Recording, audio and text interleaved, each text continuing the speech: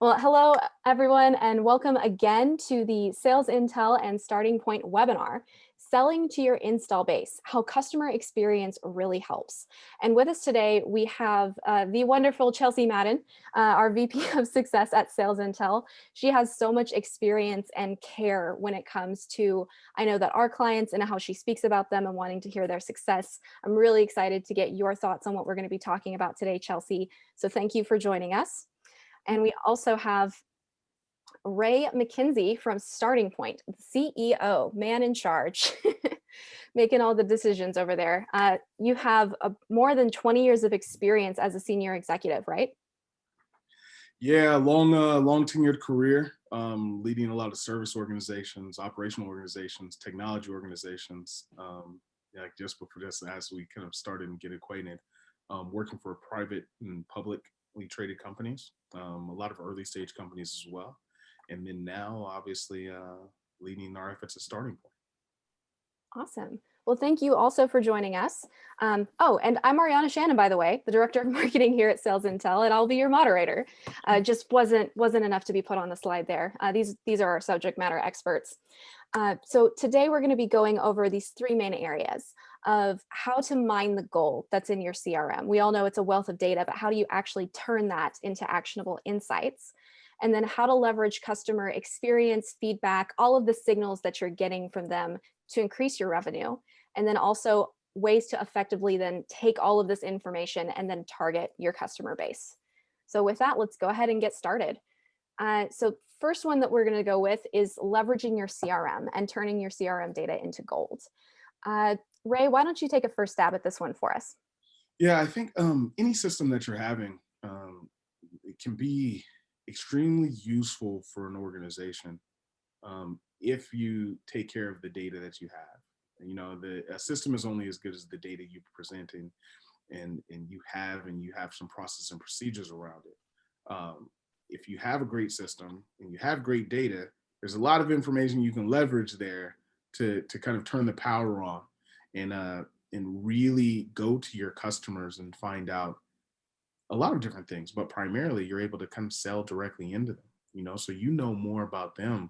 That allows them to be, you can speak directly to the needs of what they need from a position point of view, along with what their pain points are, along with how you can position, you know, your services, solutions, your products as a solution for them to solve those pain points. But without any of that, if you don't have any data, you have no idea. Like, I know we all get cold calls every day, you know, about, hey, do you happen to need this information? Well, you don't know anything about me, so you don't know what I need, and this isn't solving a problem.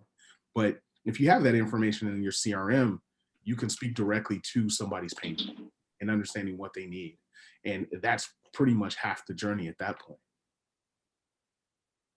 Yeah, I totally agree, Ray. I think that your CRM, if the data, you know, obviously you have to be aware of data decay, and that happens very quickly, especially due to COVID when there's higher turnover at accounts, unfortunately. But the important thing that I truly value as a CS individual, and in my wheelhouse, we manage, you know, a book of business, is really account mapping, making sure that, you know, you have a closed won opportunity that new business brings you over. And oftentimes the new business leaves money on the table, and it could be other products, it could be other departments that could leverage the tool, whatever the case is. But understanding how to map out the account correctly is going to be key to being able to communicate upsell opportunity, as well as when a decision maker leaves, being able to have an insight to be able to capture that immediately. Where did they go? Can we get that over to sales for a next opportunity? Can we follow them on LinkedIn? In addition to that, who is going to be my champion to make an introduction to me to the new DM so that they understand the value of my tool and service? Because oftentimes when new decision makers come in, they have a whole slew of products that they're ready to use. And they don't really care about the incumbent products because they're often the opportunity, the budget holders, to make those changes. So being able to be alerted to that information and having access to that in your CRM at your fingertips is going to be key. Yeah, definitely. I actually had a conversation a week ago with a company, and they were like, Yeah, we're selling these products, but one of the challenges we have is, we're trying to find ways to upsell. Mhm, I was like, well, you have a portfolio of products and services. Do you know the products and services your customers or clients are using?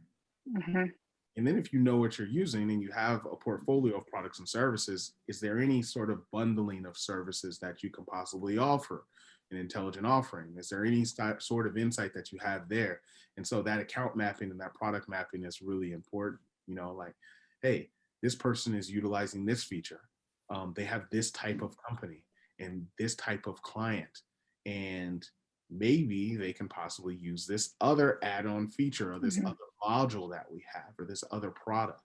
And a lot of companies miss that gap. They just don't have that information. They don't think about it. They're just like, hey, I have this one product. This is the product I need to push. This is the product I need to sell.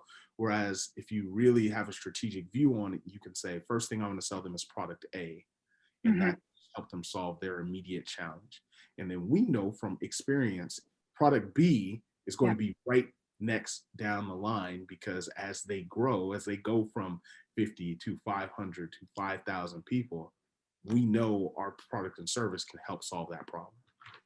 Yeah.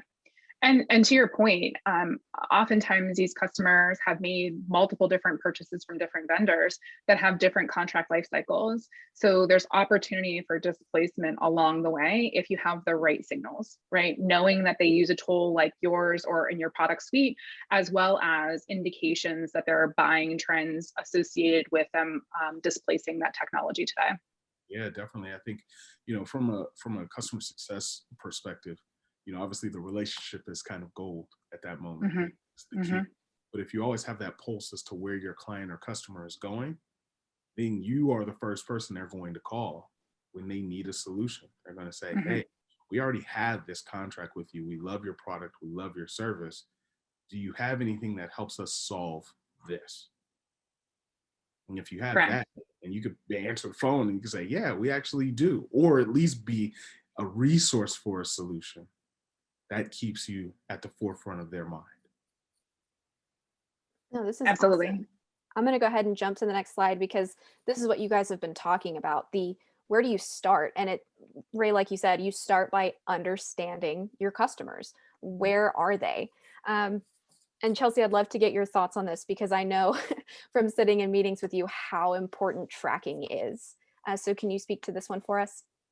Yeah, so I'm a really big data guru. I love usage data. I love notes are huge to me. Like I'm a strong believer in making sure that if it's not written down, it's not something that I remember. And those little notes actually add up.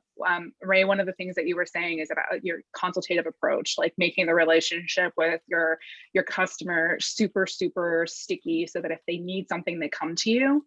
Well, how you do that is relationship-based selling, right? Making sure that you remember if somebody said that they have, a 2-year-old and their birthday's in June, that you remember that. And that goes so far that you remember the little things, let alone the big things in product delivery, right? Or service delivery. But creating that relationship is important, and making sure that those little itty bitty details are tracked and that they're very visible to everybody in the organization. So when accounts move around, that information isn't lost. The other thing that I think is super valuable is executive sponsors. Knowing who in your organization is connected to others at that company, so that in the event that you get somebody that goes dark or an account that is inactive or dissuaded from leveraging your tool, that in your pocket who you can go to at your company that has some type of connection with that person, be it that they went to college together, worked at a past company, have mutual acquaintances, but having that type of account hierarchy map so that you can leverage those people is key. Yeah, definitely. I think, you talked to some important points there, specifically around like knowing intimate details about your customer and developing that relationship. I always find that, whenever we're talking to a new prospect or customer or client, remembering those key personal details is always important, because that starts to build the rapport. Mhm. But also, knowing their role, knowing their business, knowing their pain points, knowing what's important to them. And I think that goes into also driving value to them through the data Mhm. that you've already collected. Because if I can come in and I can say, well, an analogy would be, I know somebody wants to buy a car and I'm a car salesman and I know they hate the color green. So I know up front not to show them anything green at all at any point. They don't want to see that. And then I can say, oh, well, I understand you have a family. So, you have 2 kids. Okay. So you need a car that fits 4+ people. Okay. So I know that data and I know what's going to drive value for them as a buyer. And that's ultimately important. Using all of that data that you're tracking, all the notes, all the little tidbits, finding out what's important to them. Is it important that they're able to save 2 hours each day because of the solution that you provide so that they can use those 2 hours to get home to their family? Is it important to be able to use that data to be able to close deals faster? To say, hey, can we take our sales cycle from 55 days down to 38 days because we have more information, which then drives more revenue? That understanding your customer, understanding their emphasis points and data points about them, and then also being able to tie back your solution to drive value always wins. Like I've never seen it lose. Cold calling is difficult because they are cold calling. They don't know the client at all. They're trying to just pick up the phone, drum up a conversation, and learn about that person, that prospect on the fly. Versus if I have the information ahead of time, that cuts that out. And Ray, I think that you bring up a really good point.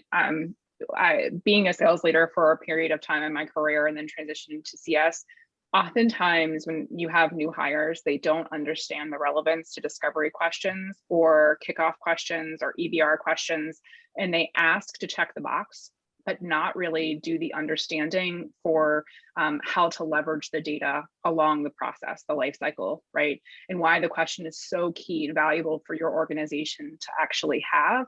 And once they understand that, it's like the light bulb goes off, and it's a question that they'll always ask, and they, always are seeking for that information. So I, for all of you out there that are leaders, I really strongly encourage you to understand, the reasons why you ask the question, as opposed to just asking to ask. I think that's a key component for anything that you put in your CRM is like, what is the outcome that you're looking to get from this information? Definitely, Chelsea. I think that's a really good point, actually, because you as being a kind of a data guru yourself, don't just collect data just to have data. Correct. Collect data to make sure it's something that you can make it actionable in some way, shape, or form. And when you're going into these accounts, and as leaders or sales leaders of you and that are listening to the webinar, really tie the persona of the person you're tying together and understand the buying factors. What's important for them? And the data around that, and how we always use something we use case studies a lot. And case studies are things that really tie our solution to a direct benefit for a customer or client with measurable outcomes and results. And those typically tie well for salespeople and are great resources for them because they allows them to understand the use case of what's occurring. And so if I can take this data from a customer, then tie it to a buying factor or a pain point, then tie it to a solution, and then be able to show a measurable positive outcome from that, storytelling always works. Storytelling of how a competitor or how a like business has been able to leverage your solution to solve a problem, and this is the increase they have, always works well. But you don't get that unless you start with your data and understanding who your customer is and that buyer persona. And frankly, I call that the Joneses, Ray. It's like everybody wants what the Joneses have, right? So, it doesn't matter if they're a competitor of yours or they're in the same circle as you. Everybody wants to know how everybody else is being successful. Everybody does. So if you share best practices, I think that that's also key by being able to, to your point, using testimonials, case studies, anything. I think that that's super valuable for customers to be able to understand how others have seen value very quickly with your tool or service. Yeah, definitely. I think nobody wants to be first. Nobody wants to be last either. Nobody wants to be last as well. So, you know, it's one of those things to where if you understand and you can convey the value, and kind of on the slide, obviously we talk ROI a bit, but really it's just understanding your buyer and your prospect and just knowing what causes them pain. Like, you know, don't sell me something that doesn't solve a problem for me, because you're just wasting my time and you're wasting your own time. You know, let's focus on what we need, our organization, how it's structured. And I always start off conversations a bit with, you know, tell me about your company. You know, tell me about what you do on a day-to-day basis. The one thing I have learned is people always like to talk about themselves, and then people always like to share opinions and feedback. And those both things are free. And they are free and they are gold. Exactly. I mean, they're fantastic. So, I mean, I know we've all been in conversations with that. So, you know, see how it goes. That's one of my key points on any of the EBRs I have is like, well, I ask the question in a myriad of ways, but like, if you had a magic ball, Ray, what are the 3 things that I could help you solve today?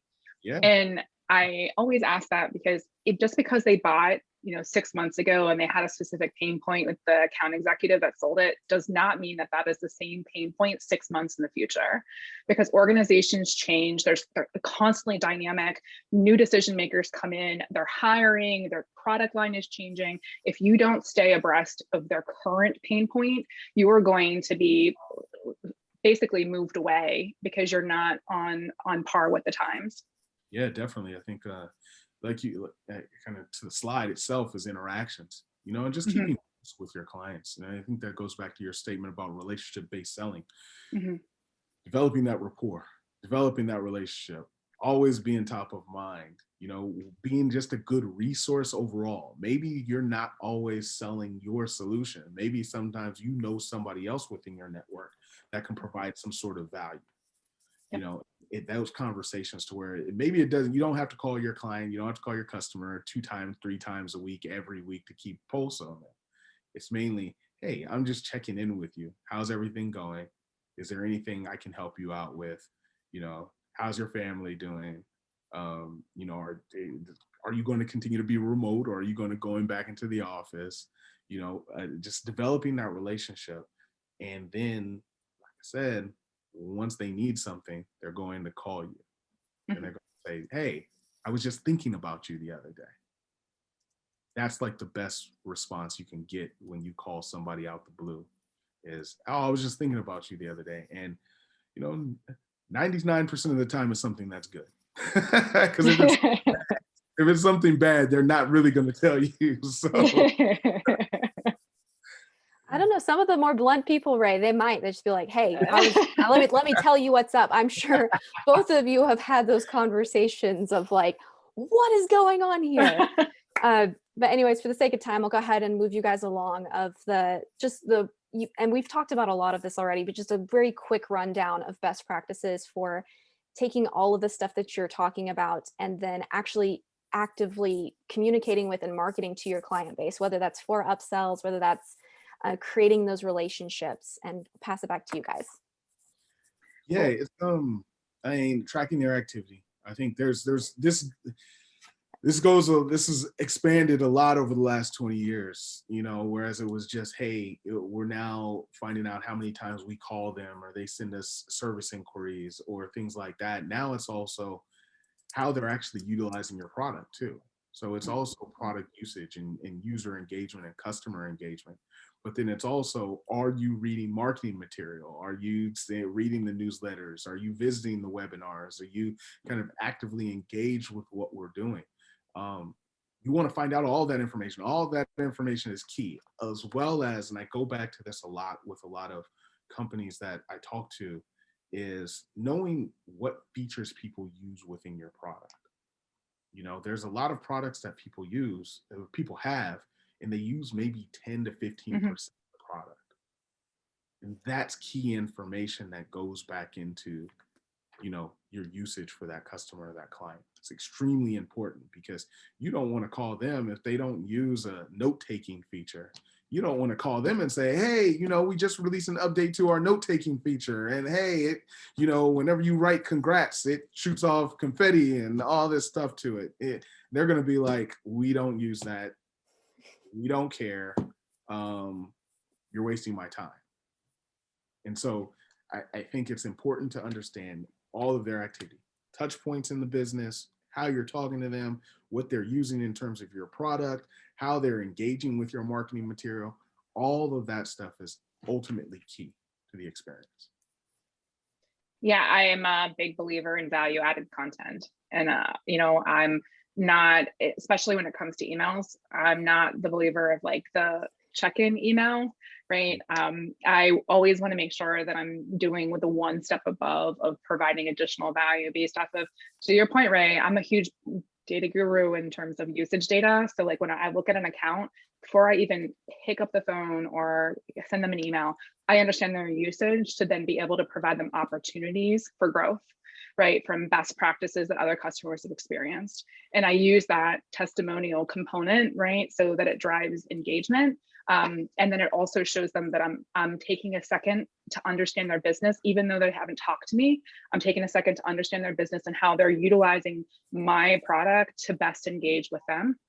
And then, and the other component with that is that customers don't like, I think of like our onboarding process for our internal employees, right? They go through a week of heavy understanding of how to use our tool. And then we go through an onboarding for a customer and it's like a 30-minute overview. And most companies are like that. Like implementation can be long, right? But the fact is that like they don't know everything. They're not product experts at the end of that, right? And making sure that you're constantly delivering that value is going to be key to creating more adoption, but also better relationship because you're constantly talking to them about how you can help solve their problems and the milestones that they're looking to achieve based off of your mutual agreement and plan forward. Yeah, definitely. I think, and you hit on a key point, which is just essentially listening to your customers, what they need and what their points are. Like we created StartingPoint, we built it out of a vision that, we had as a problem and we had experienced, but then our product development really stemmed from just customer and client feedback. Saying, hey, what are your pain points? What features would you like to see? Where are you growing as a company or as a team? How can we make life easier for you? And just letting them, like I said, opinions are free, share their opinion and share their feedback. And then it would just lead us into a much more mature product. And we're building it in line with what our customers want, which has made everything easier for us to, one, sell the solution, two, upsell the solution, and three, sell it to their competitors. Yeah. So it's kind of helped us kind of organically grow the business because they relatively have some of the same challenges. And just by listening and understanding them as a customer, it's made things a lot easier. And it removes so many barriers in terms of success and growth. I totally agree. The other thing that I value on the CS side, and we have the ability at SalesIntel to drink our own champagne, right? And we get to leverage bumper intent data. And the key there is knowing that customers are looking at a competitor. That is key for potential churn risk, right? And being on top of that and leveraging that from a marketing initiative is key for us, as well as being able to leverage, again, Mambora's intent data to determine if they're missing a portion of our package or, what we offer, and being able to be timely in communication with them and be able to have that consultative approach by asking for an introduction, right? Hey, I know you well, Ray, today, and we've been working together for the last year. We've been achieving these milestones. I see that there's potential opportunity here. Can you make me an intro here? And it actually goes a long way to get those internal referrals. Yeah, definitely. I think you said the key word, which was timely. Timely. Like if you're able to stay on top of activity, and like, hey, this company, traditionally, they go through their vendor review process in March of each year, and they start taking a look. Let me get to them end of February, beginning of March, and let me get something on the calendar with them.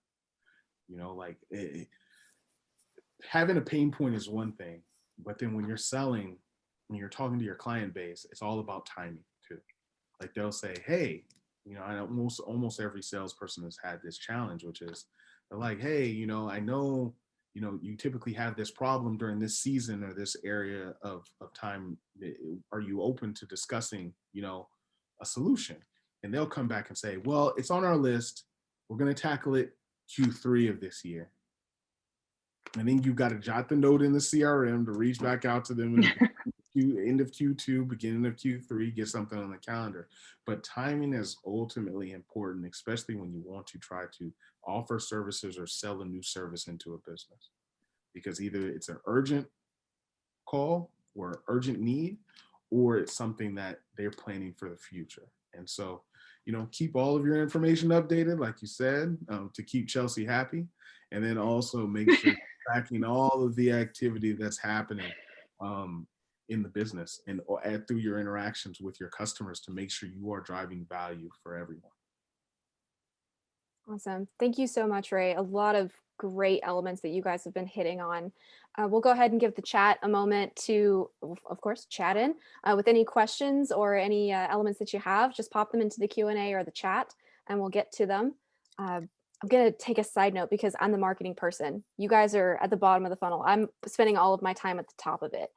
But the communication there and what you guys are doing is so impactful, because when you're going through, like, you're focusing on growing the business, it's not a secret that it takes so much more to bring someone in than it does to reduce your churn.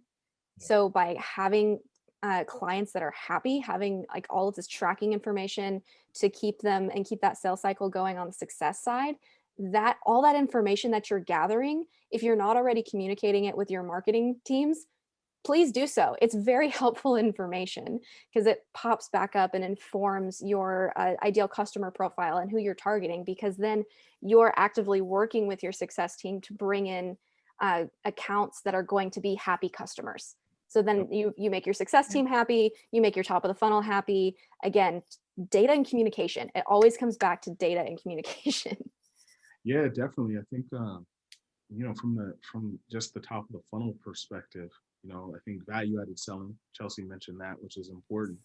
But also, like you said, Ariana, it's easier to keep a customer than to go find a new one, you know, and if you're able to kind of penetrate accounts, get introductions to other departments, say, hey, is this something that's a tool that can be used over in maybe consulting or professional services, as well as inside sales, as well as, you know, enterprise sales, or maybe even field marketing, or, you know, in any of these account management teams. And they're all, sometimes when you're working with some of these large companies, they're all led by individual different leaders, and they've all got different budgets and things like that. But if you have one good department or one good champion inside the business, you can then go and sell completely across those other channels and those other departments just by having that one good relationship. And, you know, we've seen that happen for our company. We started with a customer, and then next thing you know, they showed our product to another department, and that department was like, we need that. And then next thing you know, that department saw it, and another department saw it, and they were like, we need that. And then another department saw it, and then it started to spread. And that's, you know, an example of just organic growth, but also being able to solve a pain point for them through your tool. Absolutely. Here, we'll go ahead and go to this one question that we got in.